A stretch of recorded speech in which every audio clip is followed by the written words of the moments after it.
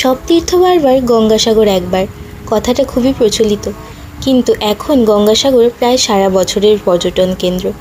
এখানে আসতে গেলে শিয়ালদহ স্টেশন থেকে নামখানা লোকাল ধরে কাকদ্বীপ স্টেশন এবং সেখান থেকে টোটো কিংবা অটো করে লট নাম্বার 8, তারপর ভেসেলে করে কচুবেড়িয়া ঘাট এবং সেখান থেকে আবার অটো, ম্যাজিক কিংবা শেয়ার গাড়ি করে চলে আসতে পারেন গঙ্গাসাগরে।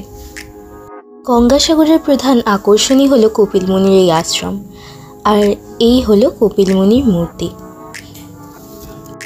আর বাইরেই আছে কপিল মুনির এই পবিত্র সরোবর। শোনা যায় কপিল মুনির এই আশ্রমটি 6 বার সমুদ্রে তলিয়ে গিয়েছিল এবং যেটি আজকে দেখলেন সেটি 2012 সালে নতুন করে নির্মাণ করা হয়েছে।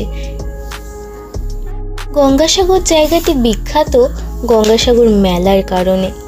এটি বিশ্বের 2য় বৃহত্তম হিন্দু মেলা। প্রত্যেক বছর মকর সংক্রান্তির দিন গঙ্গাসাগরে মানুষের জমায়েত দেখা যায়।